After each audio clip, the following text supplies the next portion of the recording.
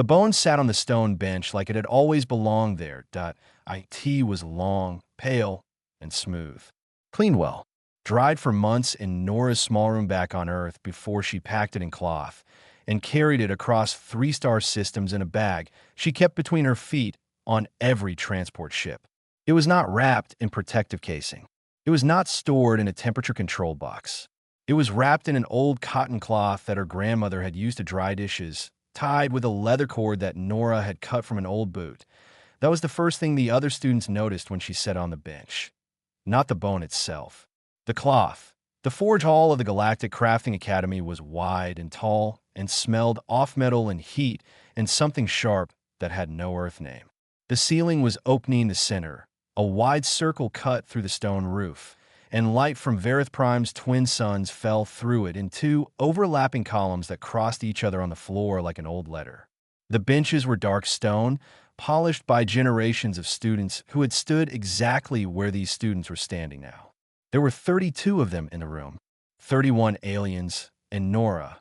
She was the only human the Academy had accepted in 11 years. The students unwrapped their materials one by one. It was not required. Instructor Bale had not told them to do it. But everyone did it anyway, the way people at Audible all begin eating when one person lifts a fork. It was a showing, a quiet announcement. This is what I am made of. This is what I brought. Darrow went first because Darrow always went first. He was very thin, gray-skinned and wide-shouldered, with 4 fingers on each hand and eyes that caught the light in a way that made them look permanently lit from inside. He pulled back the magnetic casing on his material with both hands and sat on the bench with a sound like a low bell ringing. Star-forged iron. Anyone within 10 feet could feel it. The block gave off a faint hum, steady and deep, like a heartbeat that had been running for 1,000 years. 2 students near him stepped back slightly, not from fear, from instinct. The material had presence. Darrow said nothing. He did not need to. Others followed. A Korath student named Vel unwrapped a crystalline slab from a planet Nora had never heard of, pale green and threaded with what looked like frozen lightning inside the rock. A Larini girl 2 benches down set out a piece of living swamp with that moved very slowly at its tips, like it was still breathing. A pair of Paloran students had brought magnetic ore between them, sharing a project by special permission. And when they set the 2 halves near each other, they clicked together with a sharp crack that made Nora blink. Then Instructor Bale walked the room. He had 4 arms and moved quietly for someone his size. His shell was dark brown and very old, layered in places where it had cracked and resealed over decades. He looked at each material in turn that he did not comment. He was cataloging, filing it away in whatever part of his mind kept these things that he reached Nora's bench. He looked at the cotton cloth. He looked at the leather cord. He looked at Nora. She met his eyes without looking away.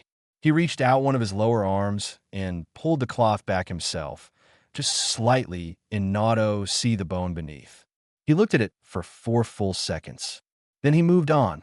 Darrow had been watching. He leaned toward the student beside him, a Verithinum Kos, and said something low. Kos looked at Nora's bench and made a small sound that needed no translation. Then Darrow straightened up and spoke loud enough for the room. "What are you planning to make with a dead animal part?" A few students laughed. A few others just looked. The Larini girl 2 benches down, small and green-gray, did not laugh. She looked at her swamp wood instead. Nora did not answer right away. She finished unwrapping the bone completely and set it flat on the bench. Then she set her tools out beside it. They were simple things. A hand file, a flat stone for sanding, a small curved scraper she had made herself from a piece of hard plastic, a length of cord, a block of beeswax size of her thumb. Then she looked at Darrow. "A blade," she said. He waited for more. There was no more. Bale called the class to attention from the front of the room. He explained the semester in plain words. 16 weeks. 1 weapon each. Final judgment on sharpness, durability, balance, and bond quality. He said the last one slowly. Bond quality. He said that it was the hardest thing to teach, the hardest thing to measure, and the only thing that separated a weapon from a tool, but he said that material was not everything. He said it the same way he said every other thing, without weight, without performance. Just words, placed down cleanly like stones in a path. Nobody believed him except possibly Nora. After the first session ended and most of the class filed out into the long hall beyond the forge doors, Nora stayed at her bench. She picked up the file. She held the bone in her left hand and pressed the file to one end, very gently, at the angle she had decided on 3 months ago when she was still sitting in her grandmother's kitchen on a Tuesday evening with a cup of cooling tea and a piece of paper full of pencil lines. The file moved. The bone gave soft sound. A small curl of pale material fell to the bench. Nora looked at it. Then she looked at the bone. Then she went back to work. Outside the open ceiling, the twin suns of Verith Prime crossed each other and began to fall. The light in the room shifted from white to orange. Nora did not look up. She was listening to the bone. She was learning what it wanted to become. On the 9th day, Sci-Fi pulled up a stool. She did not ask. She just carried it over from the empty bench beside the window and set it down next to Nora's station with a small, careful sound. Then sat on it and folded her hands in her lap and watched. She was Larini, which meant she was short and green-gray, with wide flat eyes that blinked sideways and fingers that were slightly too long for her palms. She was the one who had not laughed on the first day.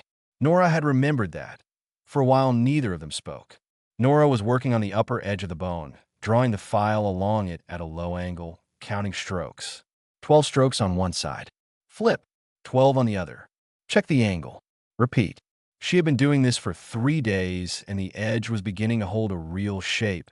Not just a scrape, but an actual line that caught light the way a blade should. Sci-Fi finally said, "You count." Nora looked up. "Yes." "Why?" "Because if I lose count, I lose the angle. And if I lose the angle, one side gets thinner than the other."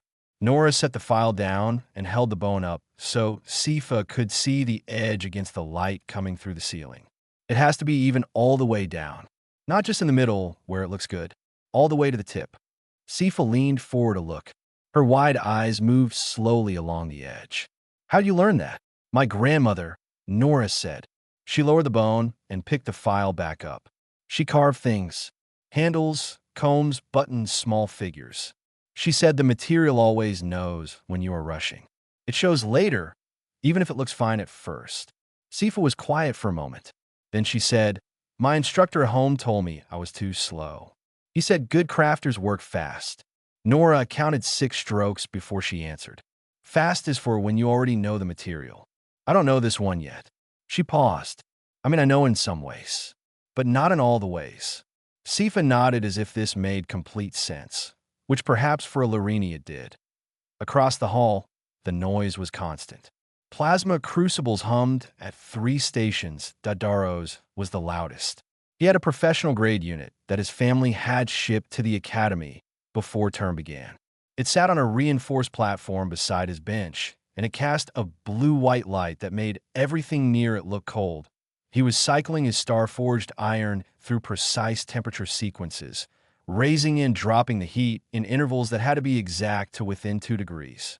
The equipment did most of it automatically, but Daro checked every reading himself. He did not trust machines to do what his hands could not verify. Nora had watched him enough to understand that.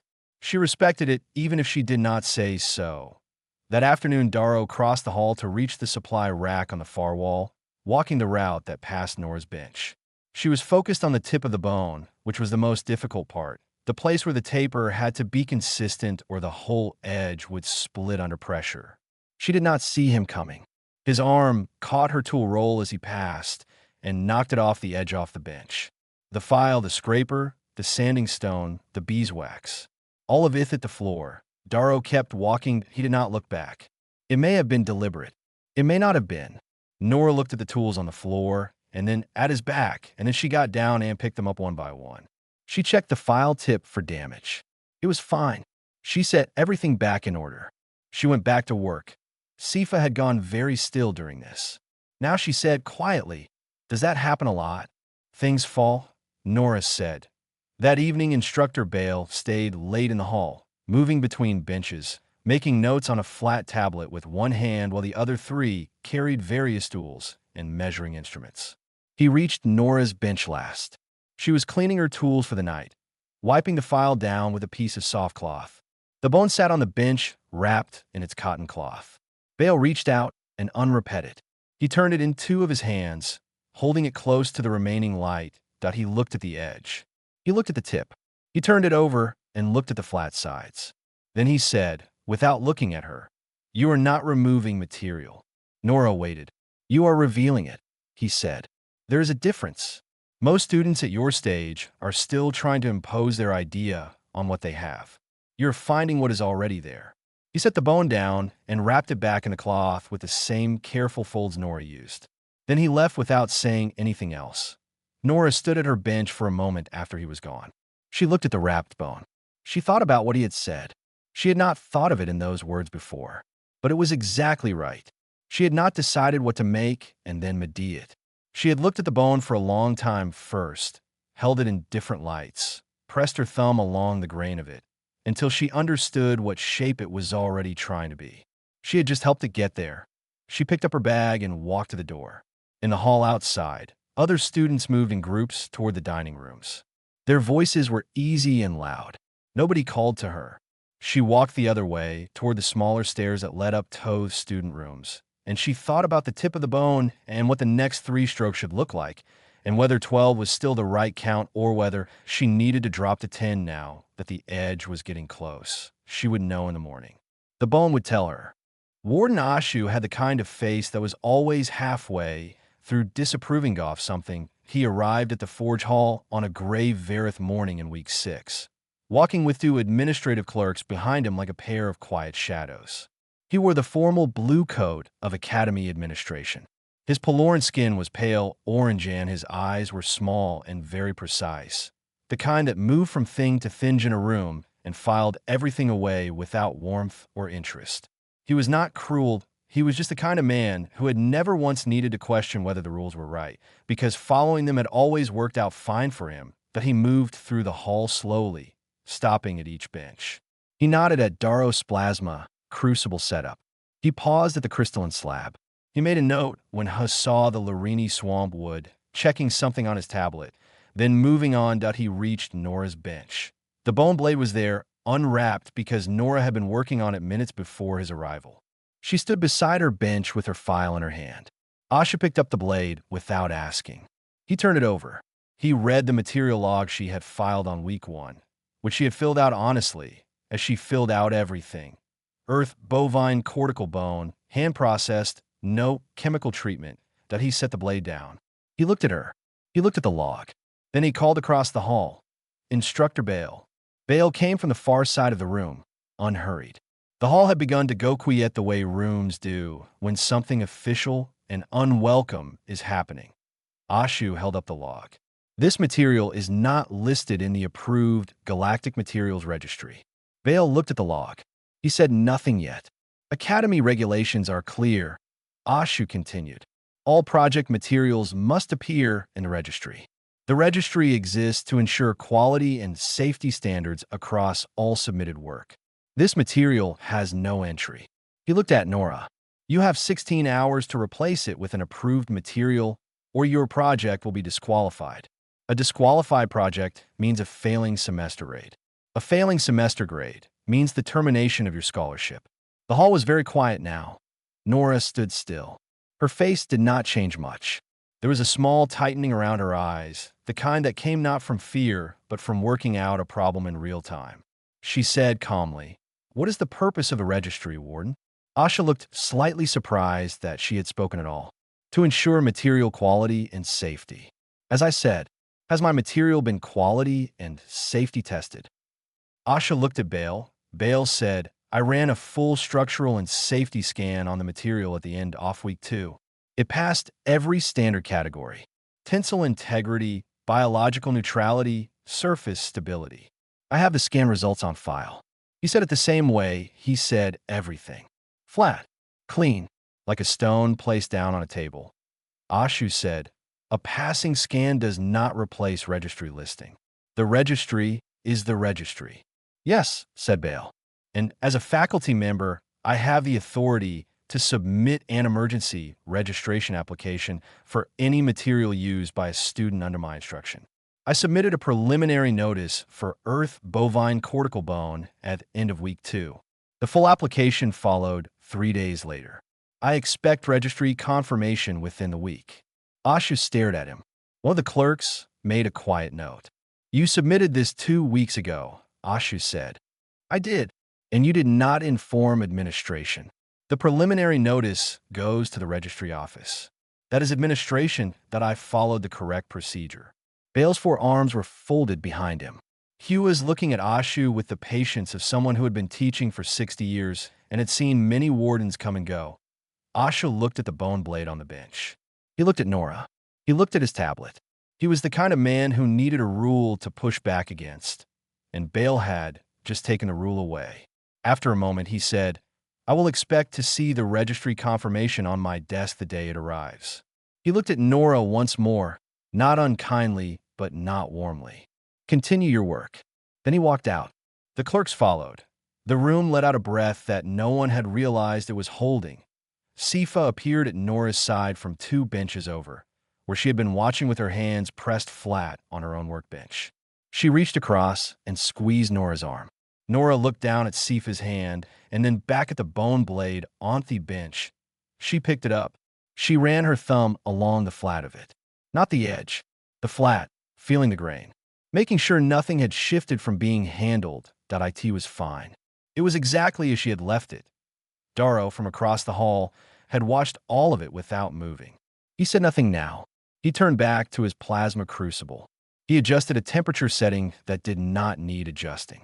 His jaw was set in a way that meant he was thinking about something he did not want to think about. After the hall returned to its usual noise, Bale passed Nora's bench on his way back to the front of the room. He did not stop. He did not look at her. But he said, quietly, just loud enough for her and no one else, I noticed on week 1 I simply needed a week to read up on the material before I was confident filing. He kept walking. Nora looked at the bone blade in her hands. Then she sat down, picked up her file, found her count, and went back to work. The fracture was small. That was the problem, that if it had been large, Darrow would have caught it sooner. A large fracture in star-forged iron announced itself. It changed the hum, threw off the resonance, made the crucible readings jump in a way that no one could miss. But a small one sat quietly inside the material and waited. And by the time Darrow found it with his hand scanner on the evening of week 10, it had already run nearly a third off the way through what would be the center of the blade. He stood over it for a long time. The forge hall was empty at this hour. The twin suns had set 2 hours ago, and the room was lit by the low amber work lights that stayed on through the night for students who had special after-hours access. Darrow had that access. He had applied for it on week 1, planning to use every available hour. He had noticed it once until tonight that he ran the scanner again. Same result. The fracture was real. It had formed during his second heat cycle. He was almost certain. He had raised the temperature 0.3 degrees faster than the recommended interval. It had seemed like such a small deviation. He had thought the material would absorb it. Star-forged iron did not absorb deviations. That was the first thing his father had told him about the material years ago when Darrow was 12 and had held a piece for the first time in the family forge. It rewards precision. It punishes assumption. His father had said the way he said most things, which was as a statement about the iron and also, at the same time, about Darrow. He set the scanner down. He looked at the iron slab sitting in its crucible cradle, dark and heavy and silent. He knew what the options were. He could attempt a controlled remelt of the fractured section and refuse it, but that risked spreading the damage if the temperatures were off even slightly. He could fill the fracture with a bonding compound, which would hold structurally but would disrupt the resonance in that section. Or he could do nothing and hope the fracture did not spread before the final judgment. None of these were good options. All of them were options his father would have a comment about. That he was still standing there, thinking, when he heard a sound from across the hall. A small, regular sound. Stroke. Pause. Stroke. Pause. He turned. Nora was at her bench, sitting on her stool, working by the amber light with her file and the bone. She had her back mostly to him. She had not looked up when he came in, which either meant she had not heard him or she had heard him and decided not to acknowledge him. He suspected the second. He watched her for a moment. The strokes were even and unhurried. She would DOA, count, stop, hold the bone up to the light, turn it, look at the edge, then go back. Again. Again, T had watched her work from across the hall for weeks, when he thought no one would notice him watching. He had told himself he was trying to understand what she was doing. He had told himself it was academic interest. The truth, which he had not spent much time looking at directly, was that something about the way she worked made him uneasy in a way he could not quite name. T crossed the hall.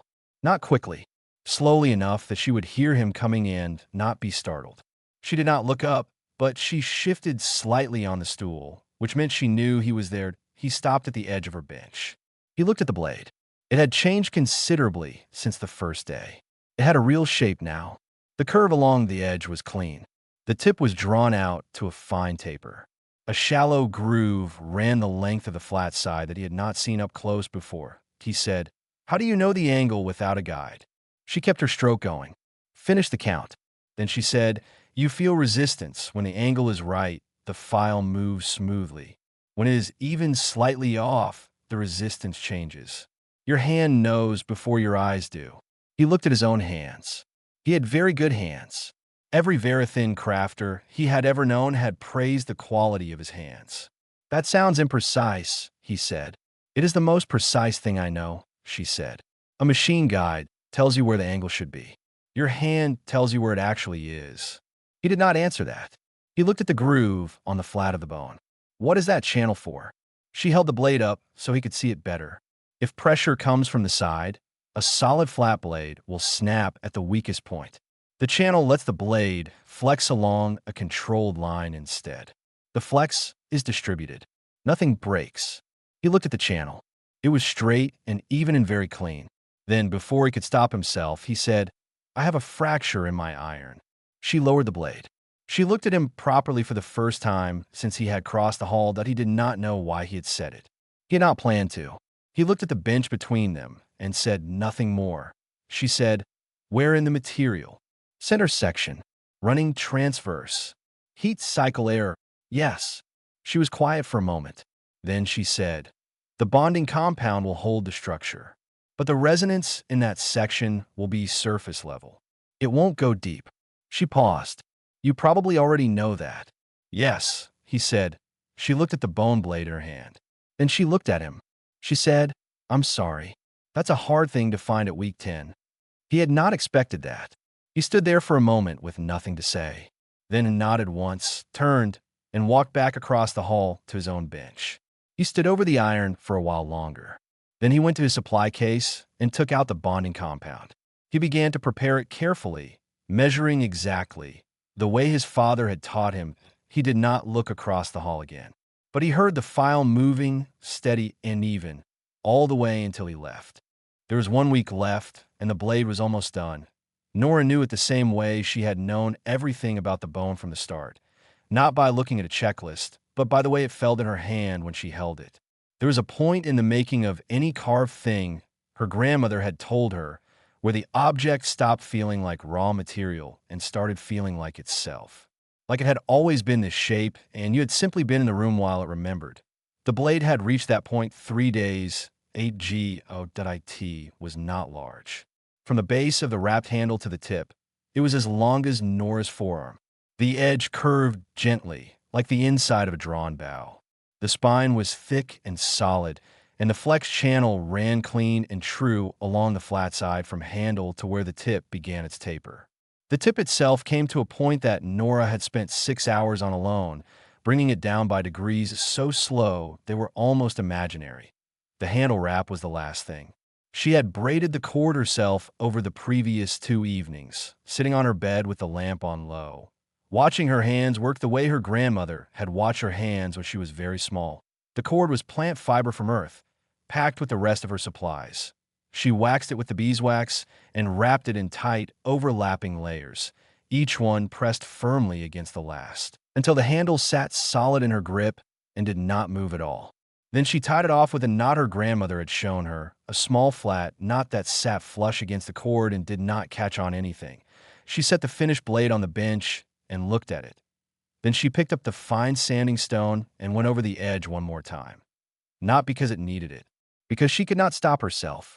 It was the last conversation she would have with the material before the judges had their turn with it, and she was not ready to stop talking yet. Across the hall, Sifa was finishing her own weapon, a short, wide blade made from the living swamp wood, treated with a resin that had hardened it without killing the deep cellular structure. It was not a pretty weapon. The wood had natural curves, and the blade was not perfectly symmetrical. But Sifa had worked with those curves instead of against them, and the result was something that looked like it had grown into the shape of a blade rather than been forced into it. Bale had stopped at Sifa's bench that afternoon and looked at the piece for a long time. He had said something to her very quietly. Nora had not heard the words, but she had seen Sifa's expression after he walked away, and she had seen Sifa press the back of her hand over her mouth quickly, then look at the ceiling, then go very carefully back to work. Nora had not said anything. Some things were private that Daro's iron blade was finished and wrapped in its magnetic casing. He had not worked on it in 2 days. The bonding compound patch held. The blade looked exactly as star-forged iron should look, heavy, bright, with a surface that seemed meant to pull light into itself and hold it. It was a beautiful weapon by any measure, but when Daro set the resonance reader against it during his last personal check, the reading in the center section was noticeably flat compared to the rest. He had looked at that flat section on the reader for a while. Then he had wrapped the blade and put it in its case and not opened it again. The night before judgment, Nora sat alone in the forge hall. She had asked Bale for late access, and he had given it without comment. The hall was empty, and the amber lights were low, and the only sound was the faint hum of the plasma crucibles cooling down from the last work session, a sound like distant water. She sat on her stool with the bone blade lying flat across both her palms, and she held it there. She did not carve. She did not sand. She just held it. She thought about her grandmother's kitchen on a winter morning, the kind where the light came in thin and white and made everything look clean. The smell of wood and wax and something animal and old. Her grandmother's hands moving, always moving. The small sound of a blade being drawn across a flat stone. Her grandmother saying, without looking up, "You have to mean it all the way down, not just the top of it, all the way through to the bottom of what you are doing." Nora had been 7 years old. She had not known what it meant then. She thought she understood it better now. She thought about the ox the bone had come from. She did not know anything about that animal specifically. She did not know what field it had stood in or what season it had lived through. But she thought about it anyway. The fact of it, the fact that this long, solid piece of material had once been part of something alive and walking under an earth sky. She thought about that respectfully, the way her grandmother had always handled material, as if it had a history that deserved acknowledgement even if you could not read it. The blade was warm in her hands. She had noticed this before. These last few days, bone held body heat. It was not remarkable on its own, but it felt like a response that in Bale's office, which shared a wall with the forge hall, a small resonance reader sat on a shelf, running as a background calibration device. It was always in.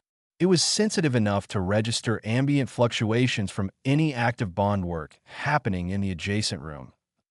The 43rd minute of Nora sitting in the hall with the blade in her hands, the reader's signal line moved. Not a spike, a long, slow rise like a tide coming in.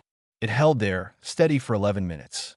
Then it eased back down. Bale was not in his office. He came in the next morning, early, before the students arrived. He looked at the overnight readout on the device. He stood at his desk for a moment with 4 arms still and read it twice. Then he filed it in the folder he kept specifically for this class, went to the forge hall, and began arranging the judgment room for the day. That he moved the chairs. He set out the testing instruments. He opened the ceiling panel all the way so both suns would be fully visible by the time the proceedings started. He did all of this at his usual pace, without rushing. But when he set out the resonance reader on the judge's table, he checked its calibration more carefully than was strictly necessary. He wanted to be sure it was working perfectly. Today, he suspected it was going to earn its place in the room. The 3 judges sat behind a long table of dark stone, and the forge hall felt different with them in it. Not louder. Quieter. The kind of quiet that had weight to it. Students lined the walls with their wrapped weapons under their arms or in cases beside their feet. The ceiling panel was fully open, and the twin suns of Varith Prime hung together in the upper sky, their light falling into the hall in that wide, overlapping cross that Nora had watched shift and move every day for 16 weeks. Darrow presented first. He carried the iron blade to the judge's table with both hands and set it down and unwrapped the magnetic casing with the practiced ease of someone who had done this kind of thing before at family exhibitions and guild previews and all the formal occasions that came with being born into a Varithin crafting house. The blade caught the light and held it. There was a sound from the students along the walls, a small collective intake of breath, the kind that beautiful things pull out of people whether they intend it or not. The sharpness test was excellent. The blade took a clean, perfect reading. The durability frame showed the flex asymmetry from the bonding compound patch, a small deviation, but a visible one, and one of the judges made a note. The resonance reader came last. The reading was strong in the outer sections of the blade, genuinely impressive, the kind of number that came from a crafter who understood their material. But the center section, where the patch was, sat flat and quiet. The head judge wrote something without comment. Darrow walked back to the wall. He stood straight.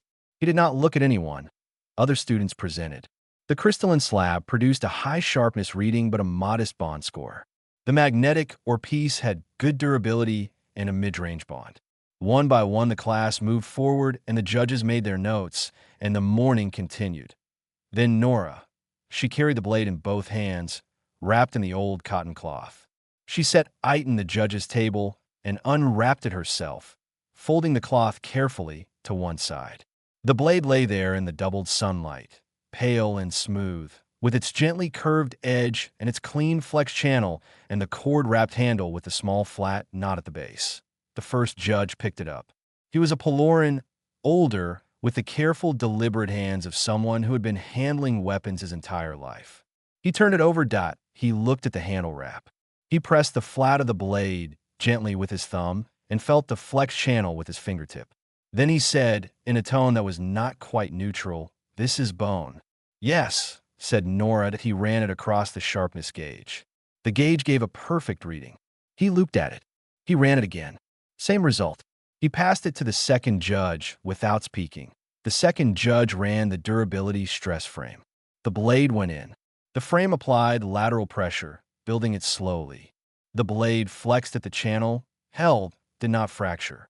Pressure built further. The blade flexed again, redistributed, held again. The judge released the frame. He looked at the blade. He looked at channel. Then he passed it to the third judge. The third judge placed it against the resonance reader. The signal line rose. It kept rising. It passed the level Darrow's blade had reached and did not stop. It climbed to a number that made the third judge check the instrument once, quickly, to make sure it was reading correctly. It was. Hell looked at the blade lying against the reader. He looked at Nora. He wrote the number down. The head judge set down his pen. He looked at the blade on the table for a moment. Then he looked at the room. "I want to say something to this class," he said. The hall was very quiet. Weapon shaping is not about what your material costs. It is not about how rarite is, or where it came from, or whose name is associated with it. It is about what you put into it. He paused. "I have held blades of star-forged iron that were empty, and I have held pieces of river clay with a bond so deep that they hummed against your chest like a second heartbeat. This blade is the second kind." Hell looked at Nora. The highest bond quality score of this session. Top marks in sharpness and durability. The combined final grade is the highest in the class. Nobody said anything for a moment. Sifa, from across the room, was very still with her hands pressed together. Nora nodded once at the judges. She picked up the bone blade and wrapped it back in the cotton cloth and tied the leather cord. She carried it back to the wall. The rest of the session passed. Sifa presented her swamp wood blade and received a bond quality score that made the third judge look up from his notes with something close to surprise. Sifa stood very straight when she heard her overall result and walked back to the wall with wet eyes that she did not wipe. After the judges left and the students began to talk and move and drift toward the doors, Darrow crossed the room. He stopped at Nora's side. He looked at the wrapped blade under her arm. He said, I don't understand how you did it. I listened. She said that he looked at her. That is not an explanation. She held the blade out to him, handle first. Hold it. He looked at it for a moment. Then he took it. He held it in both hands the way she had, flat across the palms. His expression shifted very slightly. Something moved behind his eyes that was not something he had planned or controlled. After a moment, he gave it back. He said, very quietly, almost to himself, "It feels like it is already part of you." "Yes," said Nora. "That is the whole point." He stood there a moment longer. Then he left. He did not apologize for 16 weeks of dismissal. He did not explain or excuse. But the way he walked out of the hall was different from every other time she had watched him walk out of a room. Sifa appeared and linked her arm through Nora's. They walked to the wide forge hall doors together. Outside, the twin suns of Varith Prime were moving apart in the sky, beginning their long afternoon separation, and their light lay across the academy, landing fields in long, warm bars of orange and gold. Nora tucked the wrapped blade under her arm. She thought about writing her grandmother tonight. She thought about how to explain that the bone had worked, that it had done exactly what they had both believed it would do, that a room full of alien crafters with ancient materials and expensive machines had held a piece of Earth ox bone and gone quiet. She did not think her grandmother would be surprised. She thought her grandmother would make tea and read the message at the kitchen table and say, "Of course it worked. You meant it all the way down." They walked out into the light. The bone blade was warm against Nora's side that IT had been warm for days now, and she had stopped wondering why. Some things did not need explaining. Some things just were, and you carried them, and that was enough.